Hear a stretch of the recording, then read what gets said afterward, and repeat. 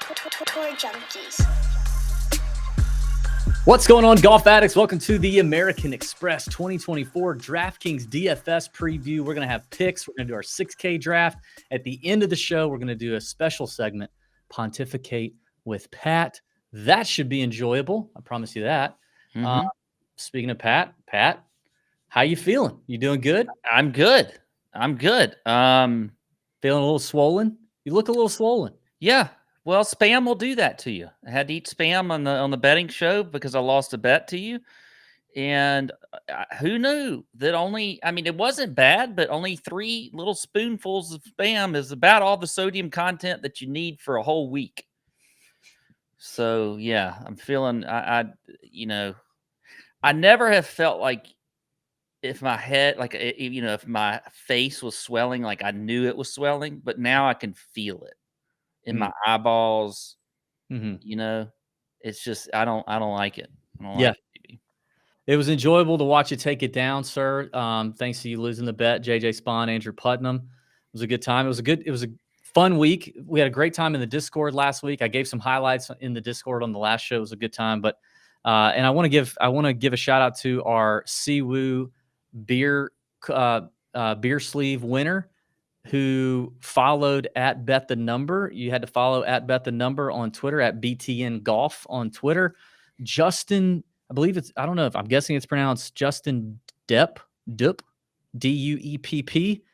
Twitter handle at JDIZ1617.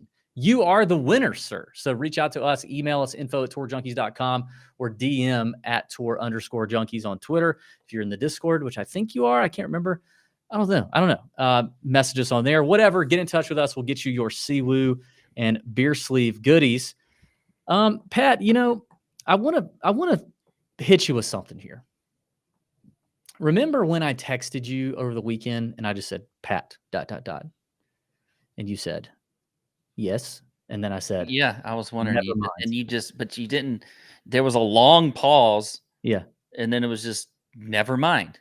Yeah. Because I wanted to wait. As I realized what I was about to text you, I was like, you know what? I'm going to save that for the show. Last week, we talked about your beta boy, Rory McIlroy.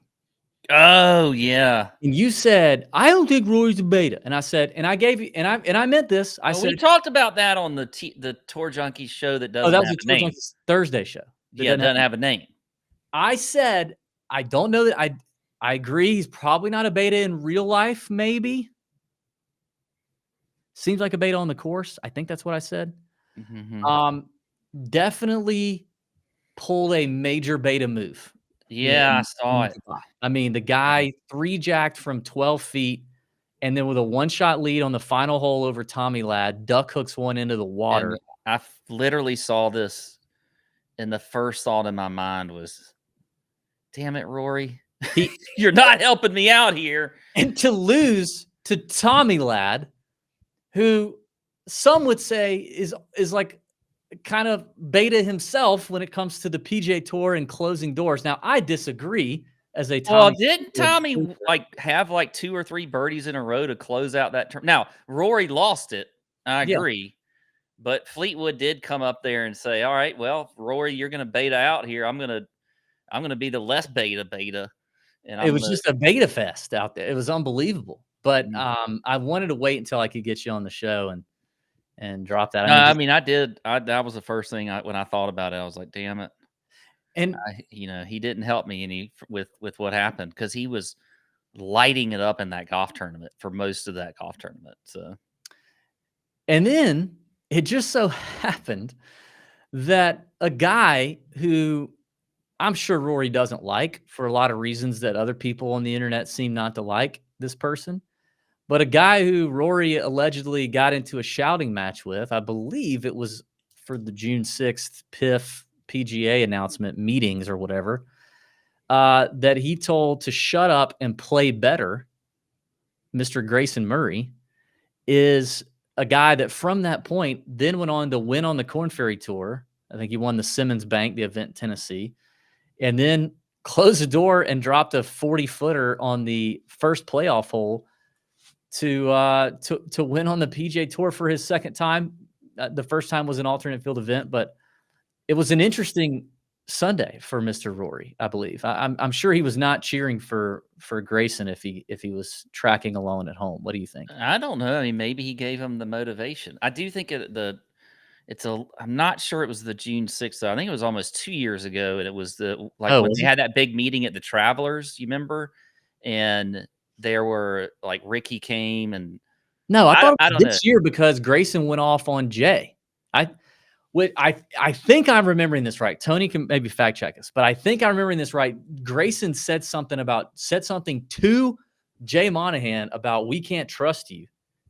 I didn't know if there was a Which, if that's the case, if that's how it happened, shout out Grayson Murray, because more people should have been saying that to Jay Monahan all along. yeah. And now he's right, and Rory looks like a dingbat. Well, For I agree. I do Monahan. think though, like if you're thinking about this, I didn't know we were getting into the Thursday show I didn't talk, either. I'm sorry. but if you're thinking about this from a standpoint, let's just say you work for a company and you're having a company-wide meeting, and one of the guys in your company who is not necessarily a great performer, who has had a past of being a little bit too outspoken on Twitter. And this is, I mean, look, this is literally the opposite of what we talked about with Grayson the last show. So I'm kind of contradicting myself because I love Grayson. I think what he's done is great, and the win is fantastic, and what he's done with his life is awesome.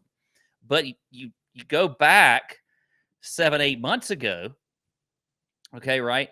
And somebody like that says something outspoken to a leader in a meeting, I kind of would be like, hey, I don't know if you're the one that's actually should be speaking up right here. Yeah. I would probably think the same way Rory. Now, I probably wouldn't say anything, but that's kind of what I would be thinking. I think that's fair. I think that's a fair argument. Producer Tony's helping us research here. McElroy only responded to Grayson when Grayson was going off on tangents, outbursts, saying like, "We don't trust you, Jay. You should resign right now. You lied to our face." An anonymous player told Brentley Romine about the moment leading up to Murray's response. I forgot exactly what led to this, but Rory goes, "Just play better, Grayson," and that got a bad response from the crowd. I mean, again, everything Grayson said right there, he should more players should have been saying from the jump. And Rory, I'm not sure it was Grayson probably, yeah. He shouldn't have been really the one to speak up, and neither should Rory right there either. Like, I mean, I don't. Yeah. Anyway, it was an interesting Sunday as Rory choked it away, and Grayson goes on to win the Sony Open. Nobody had him. He was sub 1% owned in DFS. A lot of DFS tournaments were won without him. It was quite interesting. Now, there was some great discussion, showdown discussion in the DFS, in the Discord this week. And I know there was some successes there in the showdown world. So props to everybody for chiming in there. If you don't know, our friend Byron, the Model Maniac, is regularly contributing in the Discord, including doing a weekly showdown round 4 chat live in the Discord. He also joined us on the betting show this week to go over his model over on Bet the Number. And just another reason to be in the Discord. Great community, people helping each other out. Great people like Byron contributing. Hop in the Discord if you're not already. The link is in the description of the video or podcast. All right, I want to talk about one last thing on the Sony post-mortem here, DFS post-mortem. Your perfect lineup, Pat. You would have only spent $45,400 of your $50,000 allotted salary cap space in DraftKings with just under 50% total ownership. You would have rostered one 9K player, 2 8K players, and 3 6K players for the perfect lineup that would have been Grayson Murray, Ben On, Keegan Bradley, Russell Henley, Carl Yuan, and who, Pat? Mr. Pavon. What's his first name? Oh, Mathieu Pavon. Yes. God bless him. Yes. God bless him and you. Overall, it was kind of a bad week for the chalk. It was definitely a bad week for the chalk. You were fine fading the entire 10K range, which like we talked about on the Monday show, and then other people also talked about doing it. But then by the time Wednesday came around, everybody's looking at like Hatton and Ludwig and can't remember who else. Fitzpatrick was maybe up there at 10K or somewhere up there, and going like, ooh, I'm getting these low owned studs. And then they actually got rostered more than I thought they would. The 6K range was an absolute gold mine if you were willing to dig. That is a great takeaway for next year. I've logged a lot of this stuff and more in the Discord research thread if you've not checked that out already, including some DFS postmortems from the 2023 and 2022 Amex, all in the research tab over in the Discord. So we were 5 of 6 too, I believe, on our 6K draft making the cut. And here's another we thing were. too. Like you go to the Discord, and when we went and did the shows, the DFS show, especially on Monday night, we kind of both were of the mindset of we might skip over the 8K range because of just the way it looked. But from what you just said, and I came in, I know on the chat Wednesday night, and I said, look, when I'm looking at this and where the ownership is and seeing a lot of talk about skipping over the 8K range, I don't want to discount the 8K range. Harris English was the one that I kind of gravitated towards, who did okay. Yeah. And but I didn't like, obviously 2 of the 8K guys were in the perfect lineup. So when you start to see a narrative at the beginning of the week, kind of play out like, well, maybe we shouldn't just ignore a range, in particular. Now, in this case, too, the 10K range, the same thing. You could ignore that one and it worked out. But again, we got to be looking out for those things. And we talk about those in the Discord chat on Wednesday night. Yep. Speaking of avoiding the chalk, the American Express has been an event that if you have like, this might be, and I'm trying not to like live in the moment here, but this might be the number one fade the chalk event of this season every year. Mm-hmm. I'm pretty sure it's got to be up there. In DFS, historically, the chalk has absolutely sucked here. It's probably a lot to do with the Pro-Am format, 3 different golf courses, playing with amateurs, the first 54 holes, easier pin locations, leading to what John Rahm called an effing putting contest. And then he went on to win last year without gaining strokes putting, which is crazy. Of course, John Rahm is not here. He is with Liv. But there is plenty of variance at the American Express. We talked about on the betting show, 3 of the last 5 winners, one at over 100, 150 to 1 with Hudson Swafford, Andrew Landry, and Adam Long. So with all of the variance here at the MX, I mean, I do not commit to players before you get a firm understanding of where that chalk's going to be. We'll have the chalk report, the ownership report up in the Discord on Tuesday for the first run, updating it on Wednesday evening, checking about 4 to 5, 6 different sites with ownership and aggregating all that for you so that you can see where things are. But this is one of those weeks. Don't be afraid to do it. So as we look in the 9K and above range, Pat, let's start making some guesses on the chalk. Let me pull up, bet the number here in my prices. So I wrote down a handful of names, and there's a lot of names in this 9K. It goes all the way up to 11K with Scotty Scheffler, 11.4. I think, one of the first places we look for ownership is people with great course history. Sung J M has a fantastic course history here, right?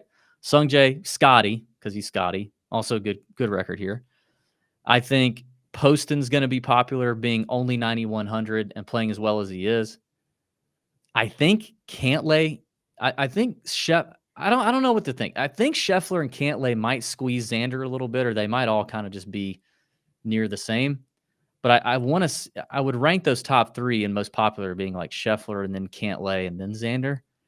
One of the ones I have a question on is, what are people going to do with Min Woo Lee? Because the DFS tout Twitter community can't wait to play Min Woo Lee. We all love Min Woo Lee. We love the stingers. We love Let Him Cook, his social media hype videos, his Lululemon, But will the general public roster Min Woo Lee at a chalky level? I actually wrote him down as a fade if he's chalk. And I do think I think there's going to be a little bit of chalk to him, but he's one of the, when you go to see the first run of ownership in the Discord chat, I always there's always a few guys that are like, I'm immediately going to go to look. And he's obviously going to be the first one. I really want to see where he is. Now, a not chalky Minwoo Lee, I don't think you fade. I think you could play him, but I do feel like there's going to be a little bit of chalk on him. I think you're right up top with, the guys like Scotty, Xander, and Cantlay. I think it's going to be a little bit spread out, but I think all three are going to be somewhat chalky, with Scheffler being the most chalky. So we'll see there. But then again, Sungjae is going to be chalky. And I think the pivots here are going to be guys like Tom Kim. I think, you look at, a Justin Thomas maybe. Yeah, that was the other one I was wondering about. What are people going to do with JT? I think he's not going to be. I would say 9-10%. I bet he's high. He's got to be higher than that. I mean, People unless love you're like JT. He finished 5th at the Fortinet. They're ready to go. Like, people love JT. Yeah, I don't know. There's There's still been a long narrative all fall about how bad his season was. Despite that, like you said, he played well at the Fortinet. Yeah. I think Burns, maybe J Day are the two. Burns, Fowler, J Day, I think are the 3 lowest owned players. And of those 3, Burns is my favorite. Mm-hmm. I rode him hard at the Century. He didn't do very well, but has played well here before. Obviously, in the putting contest, you trust him. Iron play is definitely sus, but Burns would be the one that I would have the most ownership of out of those. Out of Fowler, I think Fowler, Burns, Day are the 3 lowest. Yeah, I don't mind the Burns play. Now, for JT, actually, I have him written down as a play. I do want to play him in DFS, even if he is. I don't think he's going to be chalky, but even if he's somewhere 15 or less or so, like I still want to play JT this week. Now, which JT are you referring to? Because the best JT is JT Poston. No. Justin Thomas. Okay. I think JT Poston is going to be higher owned than Justin Thomas. I do too. He's playing better. He's cheaper. I completely agree. He went off on Sunday. I agree with you there. But I'm also preparing. I mean, I've already done DB's Big Balls betting card, and JT Poston is on it. So I'm preparing for that to be a full-on, outright top 20 bet and completely fade in DFS, because I am going to make myself fade 90% of the popular chalk plays at this tournament, because this is just one of those tournaments. So I see myself doing that. Now, this is a week you could play 50-50s and double ups, those cash games on DraftKings. And I think JT Poston is a wonderful start to a cash lineup. Yeah. So I would definitely do that. I would agree there for a cash lineup. I think you could still go back to Chris Kirk for a cash lineup at 9,000. I mean, Kirk is just seems so. Now, he did not putt very well over the weekend. Which is crazy. His irons were dialed. God, he is so dialed with his irons and off the tee. Like just looks so in control of his golf ball. But the putting was not good on the weekend at the Sony. But I still think a guy like, he also seems like you mentioned this when you're playing in these, pro-ams. Kirk's another one, kind of like JT Poston. He just doesn't let a whole. He's like, I don't know how his blood pressure just doesn't get that high. He's just kind of a relaxed guy, but he is, he's approachable and you can talk to him and stuff like that. So I think Kirk is another one that could play well in this, this format. He had 2 bad rounds, like you said, on the weekend. Round 3 and round 4 was pretty bad putting for Kirk. Round 2 and round 1, he was fine. Yeah. So I mean, if the putter goes back to where it normally is for Kirk, he continues to hit it well, he could be a really good value down there too. And this is really where I felt like we started to look at him last year, because he finished 3rd here last year. When I finally got him at the Honda later on when they hit the Florida coast, with the butterfly week. But this is one of the weeks we started saying, okay, Kirk is coming back around. So, yep.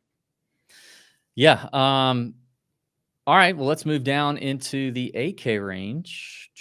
Pat, tell me who are I have a couple of names here that I think could be chalky, but I think there's going to be some names ignored here too. Where do you think the most popular players are going to come Who are those guys in this 8K range? Well, it's still going to be Eric Cole. Yep. At 8,800. I just don't see him, not being chalky. I think Taylor Montgomery is going to have some chalk. Agree. I feel like, we saw him play well last week. We saw him finish 5th here last year. And I like Taylor. I like him. When you look at the odds, we talked about on the betting show, I like him at 65 to 1. I think I will still play him depending on, what that chalk level is. But I do think Montgomery is going to have some chalk. Other than that, Cole and Montgomery are the two biggest ones. I mean, Putnam could. That I have 3 Putnam names could. down. I have Cole, I have Putnam, and I have Cole, Montgomery, and I have Putnam. I think Putnam will be popular. Mm-hmm. It's the course history angle. He was one of the ones too. Like another indicator is kind of who gets steamed in the outright market. Putnam's been steamed down. He opened at like 80 to 1. Right now he's 55 to 1. People are firing bets on Putnam. I think you're right. So I think those 3 are your chalk. Yeah. So in cash though, like Cole, I think Cole's probably the one I like the most in cash. I think so. I would try out Putnam. I actually trust Putnam and Cole a little more than I trust Taylor Montgomery. Although it's really interesting, Montgomery's upside is certainly high, and to see him come out the gate and gain 7 strokes with his irons, which is not what he did when he sucked last year. When he did that last week at the Sony, that is something to notice. But in terms of high floor, I think I trust Putnam and Cole a little bit more in cash 50-50s, double ups. So in the pivot arena of the 8K range, who are a couple of your favorite pivots here, and who are you avoiding? I don't think you're going to like my first pivot, but I'm going to pivot to Wyndham Clark. I'm going to pivot to Wyndham. I think he is going to be so overlooked this week. I don't feel like he's going to have chalk at all. He's a guy that, but he pops a little bit when you look at our model on BTN. He's up there when you look across the board at, birdie or better percentage. You look at, just putting in general. He's a great putter. Approach play, he played the Century and it was not great. T29 at the Century is not good in a 49 player field. But it wasn't probably as bad as I thought it might be. I think Wyndham Clark could be a good little pivot play up here, especially from an ownership standpoint. Pat, I do have him written down as a possible pivot. I think you're right. I think between Cole, between Poston, in that range, he's going to be squeezed out. He does, but he's had some decent finishes here. I mean, 13th in 2022. Mm-hmm. He didn't do great at the Century, 29th out of 59 guys, but whatever. It's the first event back. Now, did you see the live rumors about Wyndham Clark, by the way? Did you see I have not. But around today?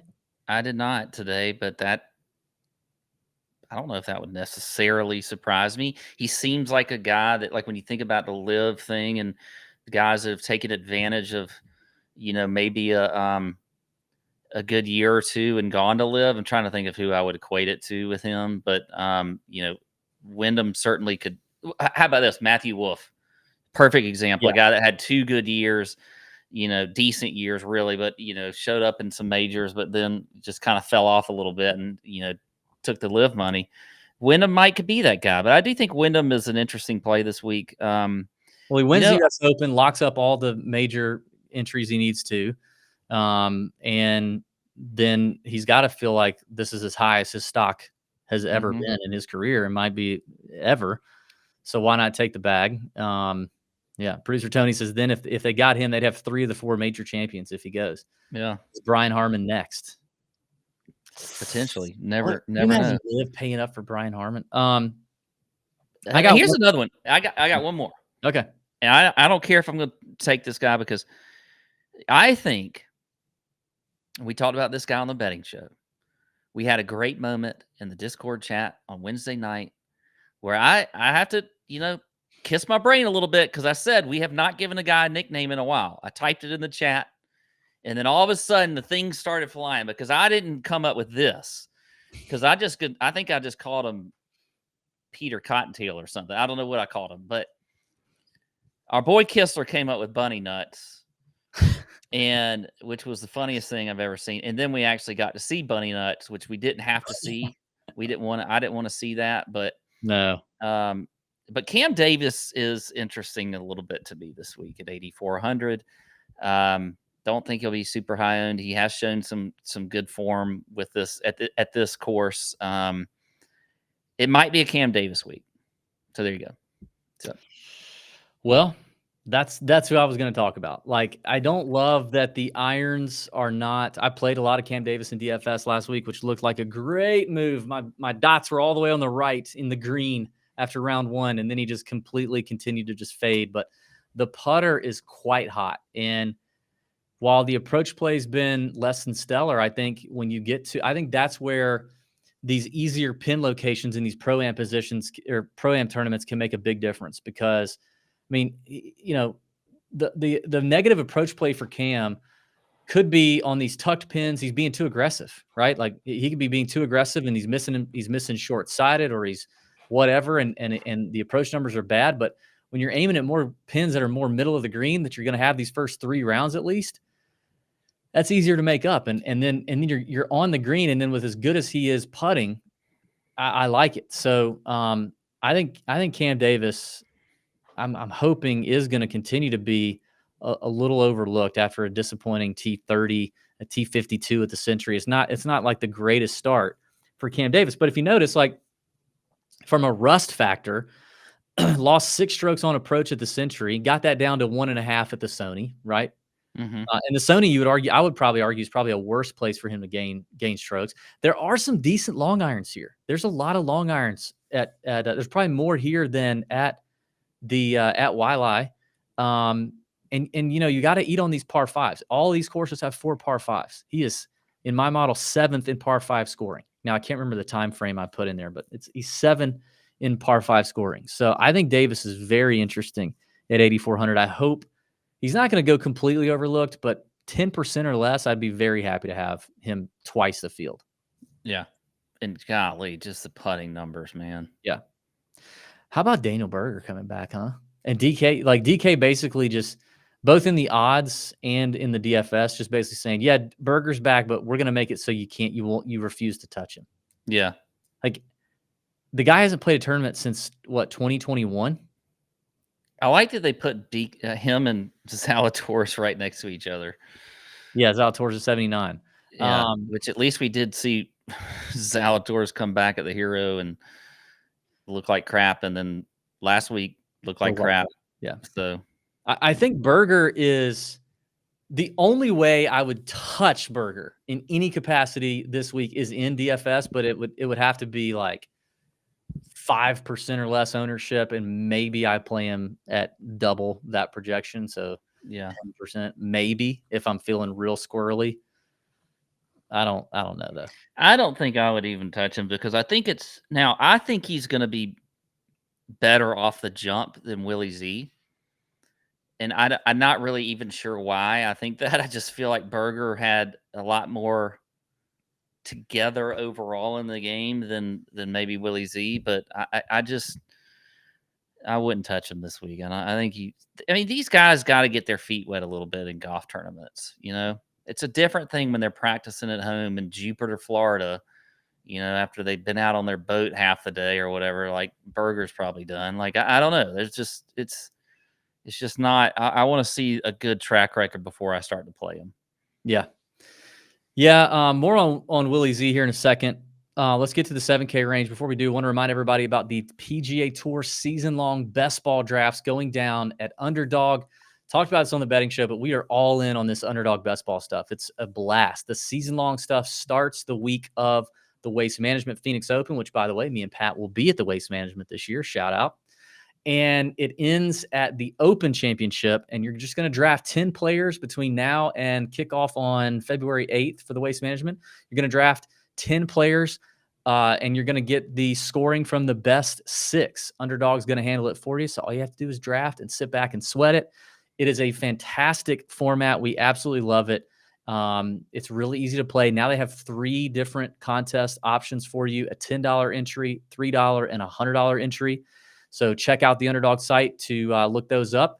And they're going to be doing tournament long and round by round long best ball contests as well throughout the year. More announcements on that coming. But the season long stuff is awesome stuff. They've not done this before for the tour. So we need a good response, because if we give them a good response, we fill these contests, they'll keep putting out good PGA products. And if you don't already have an Underdog account, you can click the link in the description, and it will give you 100% deposit match up to $100 on Underdog. So check that out. And the best ball side is legal in most states. So even if you've tried to play their pick'em game and you can't get in, that's okay. You probably can get in the best ball tournament. So it's a lot of fun. I have done one live best ball draft video on the YouTube channel. You can check that out. Did that last week, just kind of getting my feet wet. Since then, we've done a lot of research on it. We're trading a lot of knowledge and information in the Discord. We've got a whole thread dedicated to this draft, and there will be more live best ball drafts on the YouTube channel to come. So check that out. Willie Z, Pat. I don't think Willie Z is, you cannot assume that he's going to be the same guy. And I hope for him that he is, but I was talking about this in the Discord on Thursday when he came out terribly. And I saw people betting him last week and people rostering him. To me, it's different when a guy goes through a serious injury like that, and he's had to change his golf swing. Now, he's super talented, and obviously the people that work with him are going to be smart, right? They're not going to make him change it so much that he can't. I'm not saying he's still not obviously a world-class talent. He is. But on the PGA Tour level, it's still a very competitive tour, even though a lot of the good players have gone. But it's a very competitive tour. And I just have to see more. I don't think we're going to all of a sudden see Willie Z go from where he is to bang, he's contending. I will be surprised. If I'm wrong, I will happily admit that I was wrong. And that's just on the ball striking side. We're not even talking about the atrocious putter that he has, right? I just feel like we've got to see more from Willie Z in this new move and this new swing and this new way of hitting the golf ball, which was the thing that he was consistent at. He was the Scotty. He was like Scotty Scheffler light, right? Ball striking. You knew he was going to ball strike it. You just didn't know if he's going to make putts. Now he's not doing any of it.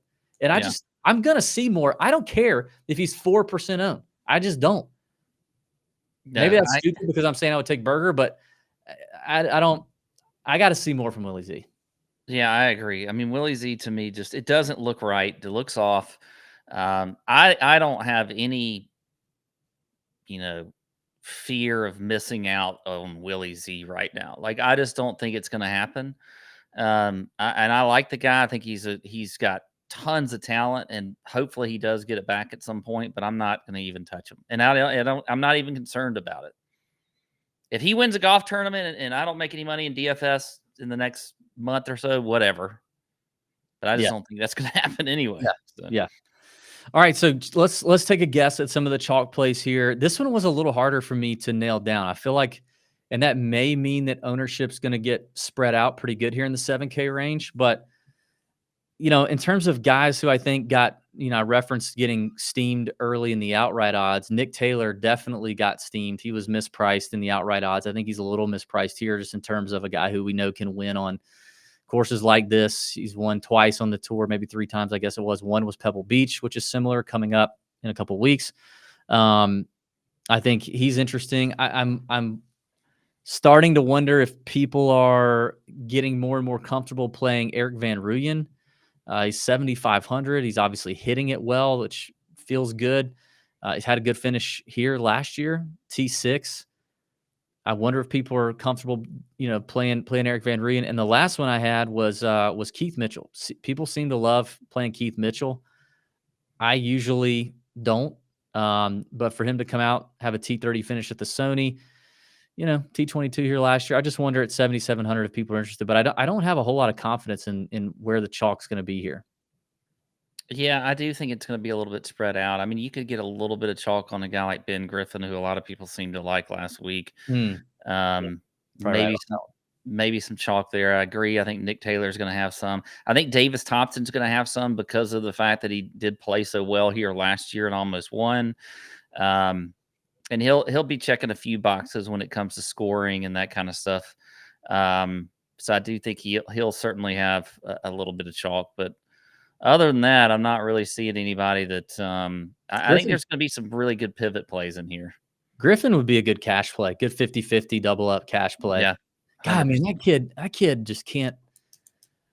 I keep wanting to fire on him outright too, and he just can't put four together. All right, so who are the pivots you like here? There's a bunch. Yeah, there's obviously a bunch of opportunities here. Yeah, there's a lot of opportunities. Now, if I am going to take some chalk, I do think Davis Thompson's a guy that I liked. I talked about him on the betting show. This is going to Thomas Dietrich, man. Really, I did not see that coming. Yeah, there's part of me that wants to take some Dietrich. I mean, he's a good putter. I like that about him. I just think Dietrich could be a decent play if it's a putting contest, just like Dietrich, huh? Yeah. He does check the box in some. Yeah, Pendrith is another one. I like Pendrith a lot this week. Tied our T10 last week at the Sony Open. He's another one when you look at our model from approach play, putting, birdie or better percentage. I do like Pendrith there at 7,800. Another guy, I think, if you're looking down here, kind of, in the mid range here at 7,500. Now I'm going to mess this name up, but Rio Hisatuncie.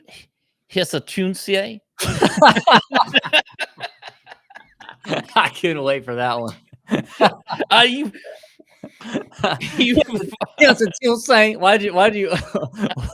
Why'd you turn into Cat Williams? And you paused because I knew I was like, is DB gonna save me here? I knew you.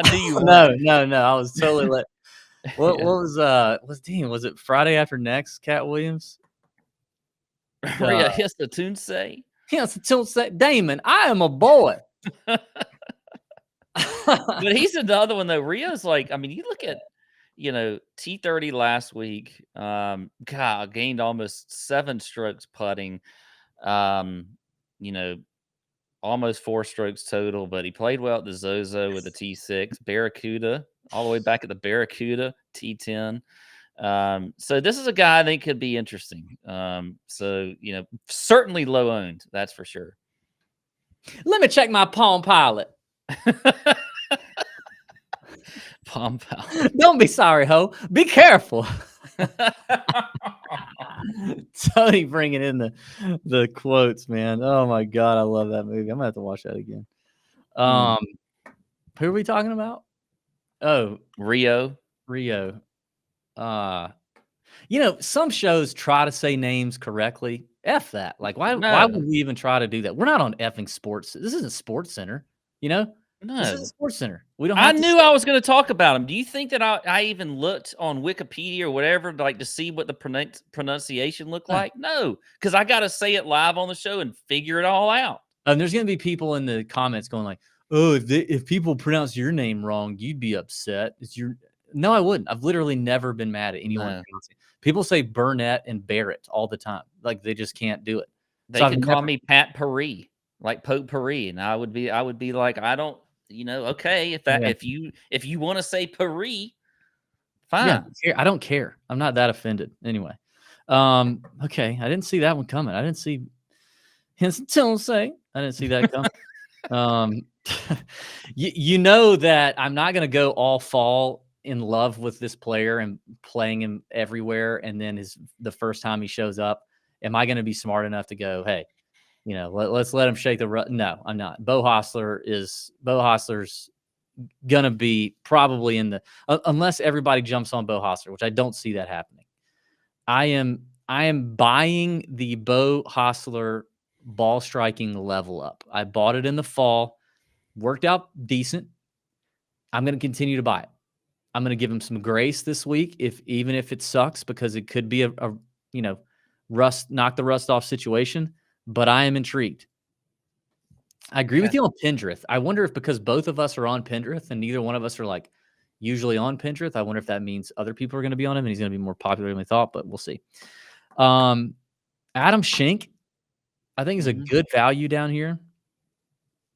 Interesting to see KH Lee kind of come out of the fall that he was terrible.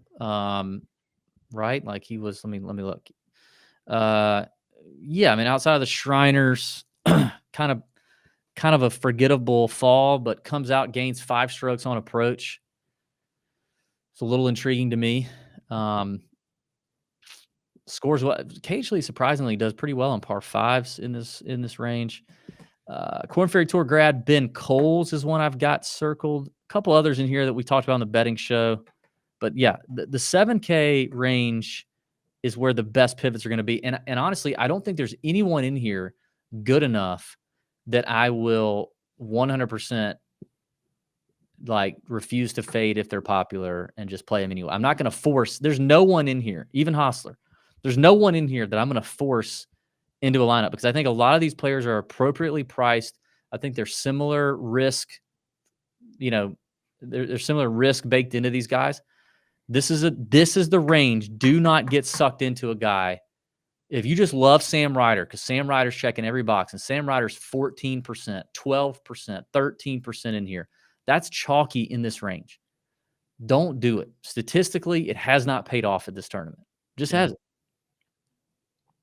Okay. 6K draft, Pat. Ready? Yes. Now we're going to take Blocky.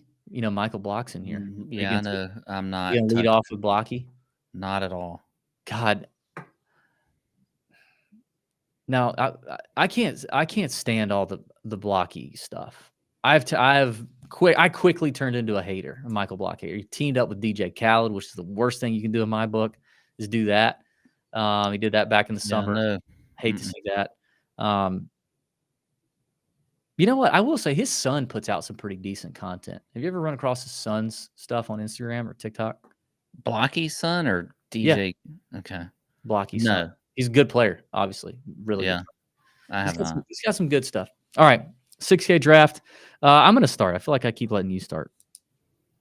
I think Bobby Mack in the 6K range is ridiculous. I went off on it in the betting show. I think his number is too long. 6,800 for a guy of his caliber. I know he's full-time PGA Tour for the first season. He's going to see a lot of these places for the first time. I don't think PGA West is a tough place to figure out. I don't think you have to have a lot of record here, experience here.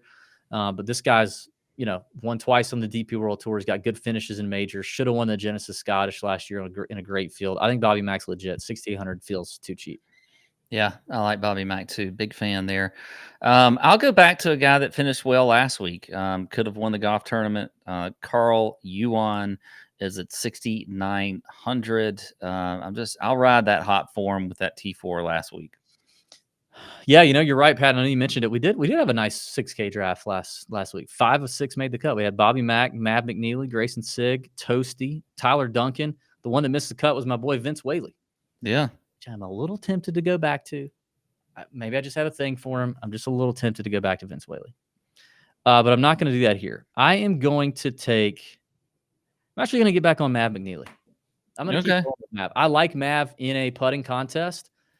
Historically, just an absolutely fantastic putter. Came out first event of the season last week at the Sony, gaining almost 4 strokes putting. Approach play was a little rusty. That's normally his issue. But, again, easier pin positions, easier pin locations, make a bunch of putts in perfect weather. I think that's Mav's speed. Okay. First, this will be the first time I'm going with this guy this year. Obviously, it's we've only done 3 golf tournaments, but I think you talk about a pro-am type format. Joel Damon is perfect in that format. I like Damon a lot this week, and you're getting him at 6,400. Joel and Gino, if you draw them in a pro-am, you're having a good time. You're having a good time, and made the cut last week. Didn't have a good weekend. Helped everybody else make the cut last week. He did. That was amazing. My goodness. Didn't do much with it. Yeah. All right. I'm going to get a little bit off the path here and go back to a guy who I guess I took for a spin a few times last year. Took for a spin.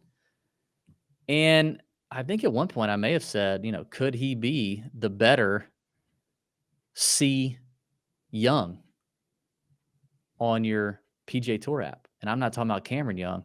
I'm talking about Carson Young. Okay. Carson Young, very accurate, highly accurate driver of the golf ball.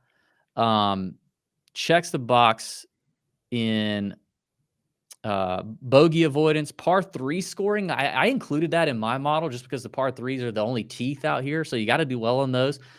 4th in my model in this field in par 3 scoring. I did some stuff on Pete Dye. He's 4th in Pete Dye courses. The approach play has been solid.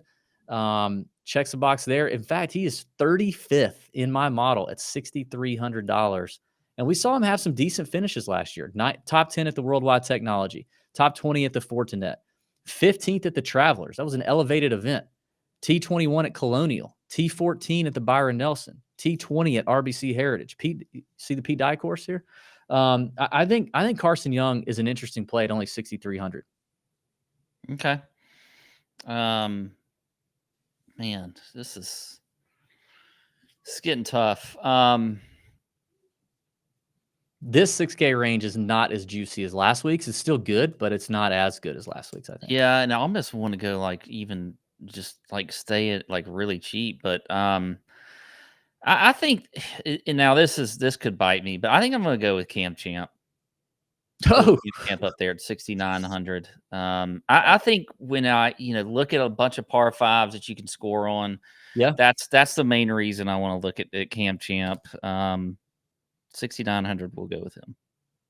He better do it because he ain't going to score on the par 3s and the par 4s. All right. 6K draft is Bobby Mack, Mab McNeely, Carl Yuan, Carson Young, Joel Damon, and Cam Champ. That is your 6K draft.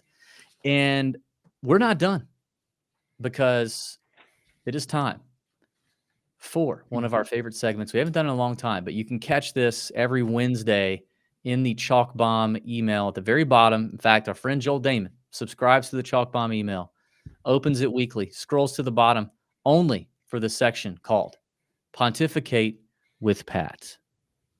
Random thoughts from Pat. What goes through that brain of yours? So, Pat, you've got a few for us on tonight's DFS show.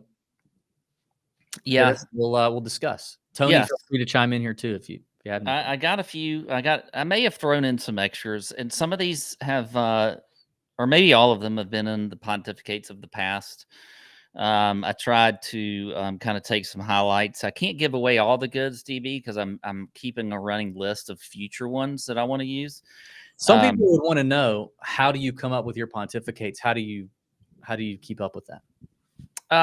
The little notes app on your phone, and I have a little, I have that that I use on my phone, and I come up with them just randomly. Like sometimes it's in the middle of the night when I get up to go pee. Sometimes it's I'm driving on the road and I notice something that's just drives me crazy. Traveling, a lot of things come to me when I'm traveling because I'm weird about a lot of things, and so traveling.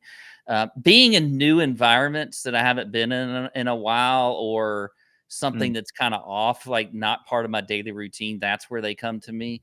So it's just all kinds of different things. Well, I'm sure we'll get some pontificates in a couple of weeks when we go to the Waste Management. Oh, we'll definitely get some there. The first one's this, and then it's just when I go do regular things, and I don't understand why things work the way they do.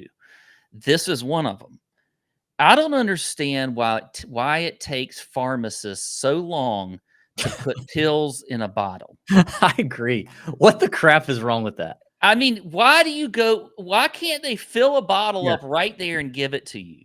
You got to come back 2 hours later, or sometimes a day later. That is ridiculous.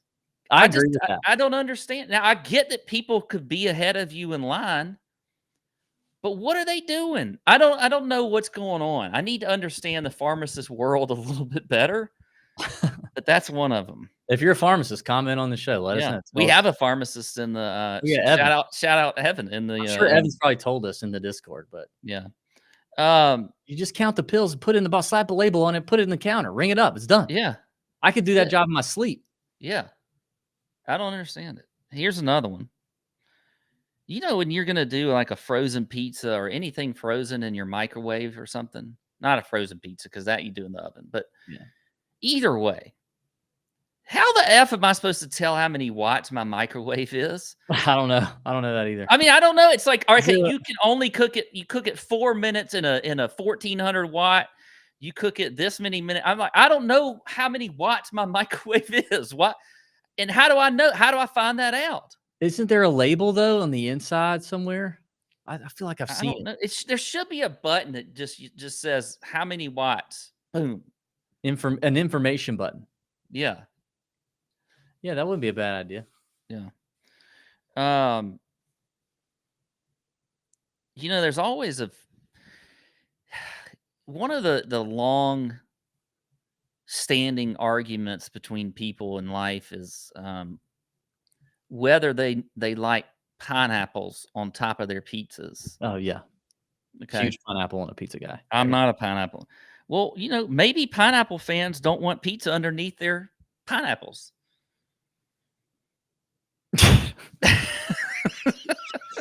Oh, that's stupid. That's just stupid.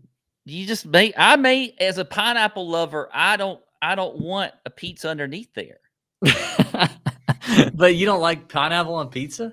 No. When's the last time you tried it? It's been a while. You remember Mazzio's Pizza in Augusta? You don't remember Mazzio's? It was over there, like on the corner where, like if you kind of near Augusta National, like where T-Bones is. I don't remember. There's a that. McDonald's there now, but there used to be, and there was a Fazoli's, I think. Oh God, Fazoli's! I remember Fazoli's. I freaking love Yeah. Fazoli's. Those free breadsticks. God dang it! Spaghetti and meatballs for like $7 with unlimited breadsticks when I was in high school. Oh, Yeah. It's to kill Fazoli's. I was wrecked when they tore that down. Yeah. I got one more. Okay. This is a more recent one. I know you told me not to do a more recent one, but I had to do this one. Every single shaving commercial that's on there, when they do the slow motion of the razor coming across the whisker, it's like you see like the razor gets in there and the whisker raises and it cuts it, and it has this beautiful like graphic. 5 times, like yeah, and they're like, here's why you need the 6-blade razor.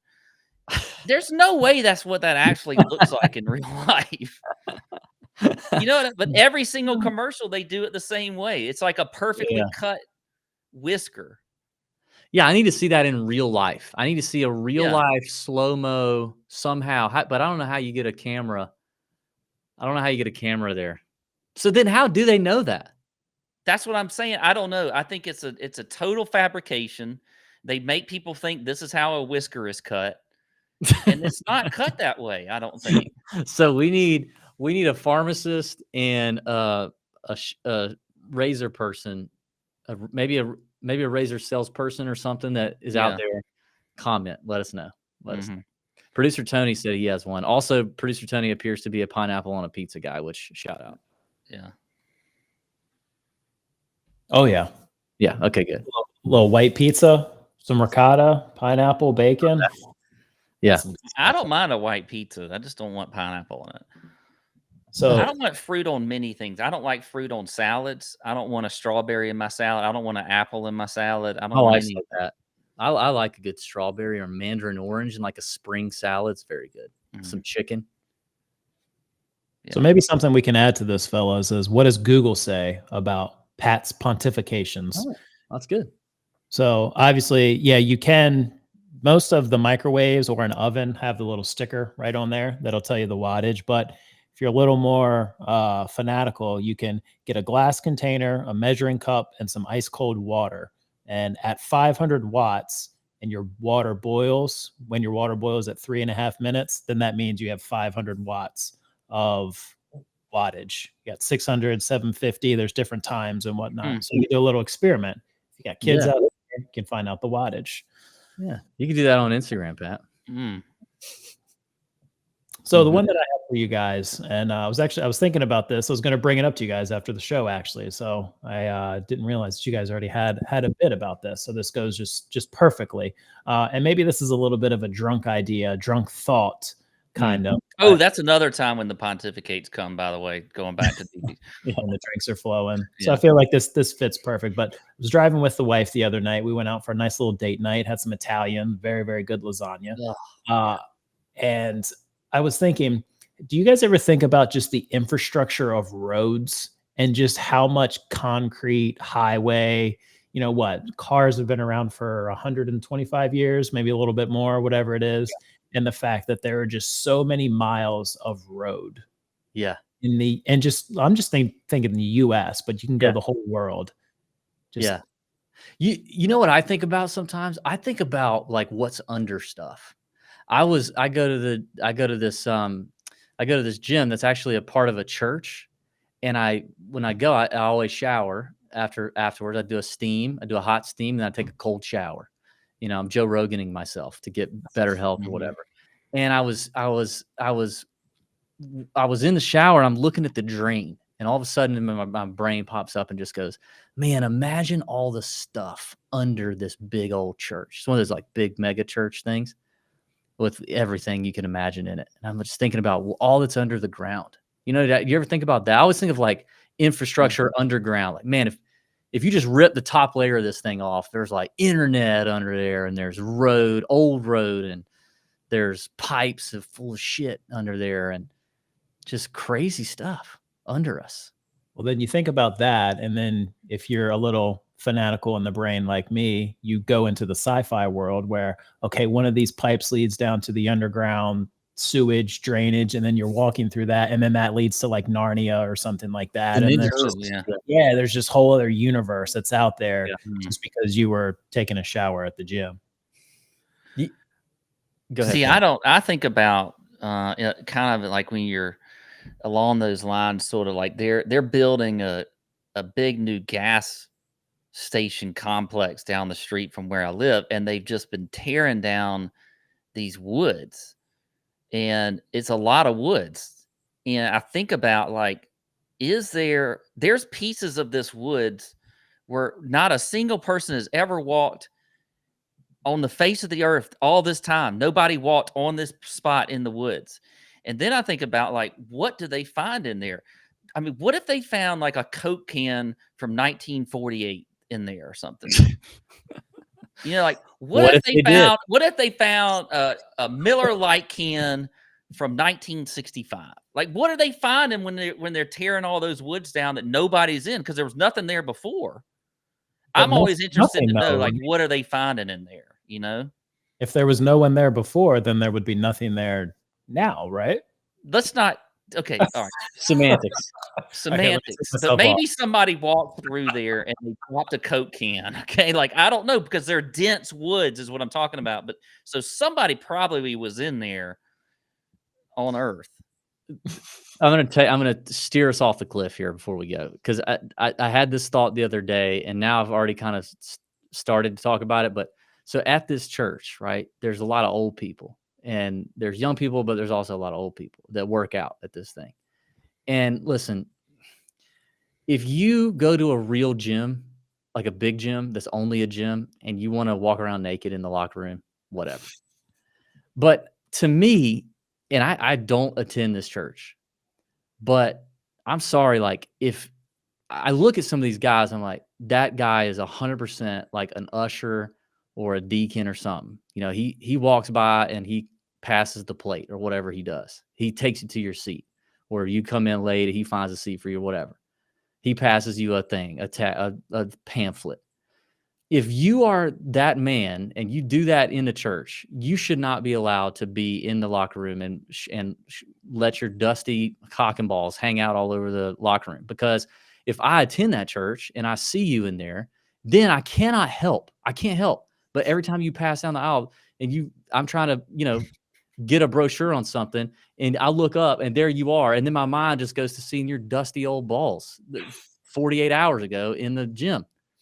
You should not be allowed to do that. If you have a public position at church, you should not be allowed to walk around naked in the locker room. I don't think anybody should be able to walk around naked in a locker room, to be honest. Like, I think that's an old person thing. They do that, and it's just they let it all hang out walking through. It's unbelievable. I'm like, what? Yeah. I think new age people like us, even though I'm 46 years old, like Yeah, they, but do by you the, think? Yeah, but do you think that that you hit a point though in your age in your life where you just go F it, I don't care, and you I do don't it? know, maybe so. Does that come By the later? way, that's another thing when you get older. I realized this. I thought all year I was 45, and then I started doing the math today, and I was like calculating, and I was like, oh wait, I'm 46. I Oh, told somebody the other day I was 45, and then I started thinking about it, and I was like, wait a second. No, I'm 46. dang, you got to be 47 in March. Oh God. All right. I do think there's a cutoff age for that though, because I'm 35, and when I was in high school, we'd have gym class and all that kind of stuff. And I was like, do I just drop trowel and just get Mhm, naked and shower, or do I stink the rest of the day? mhm. Because there was one year I had gym class at like 9:30 Yeah. in the morning, so I had class all the rest of the day. But I think we got 3 different age groups here: 35, 40, and 45, 6 or 7 with Pat. So I think that that cutoff line for you're just naked and you walk around in the gym shower or whatever, I think that's getting pushed back. Or let me go that way so the camera gets it. But it's just getting pushed further and further, where people in their maybe 50s, 60s, that was just the norm. But I don't think that that's, for a Yeah. certain age group, I think there's a cutoff there. Yeah, you're Mhm. probably right. I just don't. Yeah. I just sit there and think about like I literally tomorrow, if I'm there on a Tuesday and you got a Wednesday night service, like the next day I could see the same dude that I had to sit there and watch, walk around the locker room. I could see him smiling and giving me a pamphlet about a men's conference, and I just can't. I need you to not do that if that's you. Just Or visualize him as big pair of balls. That's all yeah, you see. It's not even a person. yeah. Or if you play the cajon in an acoustic, men's quartet, or you're I just can't. You're the announcement guy. If you are on stage or you are serving the people in the church, you are not allowed to do that. You just can't do it. You have to forfeit your rights to be able to do that when you sign up and volunteer. Hmm. You have to sign a thing that says, I promise I will not, show myself in the locker On room. the balls. Yeah. I'm with you. Well, this one went off the cliff for sure. Thanks everybody for checking it out, tuning in. Tour Junkies, DraftKings DFS preview for the American Express. Check out the Thursday show that's dropping every single week. We still don't have a name for it. We might have one by the time this Thursday rolls around.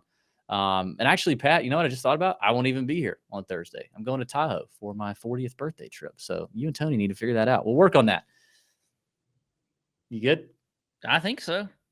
You're just threw that on me. So I know. I figure just it thought out. about it. I just thought about it. All right. Have a great week. May your screens be green. See ya.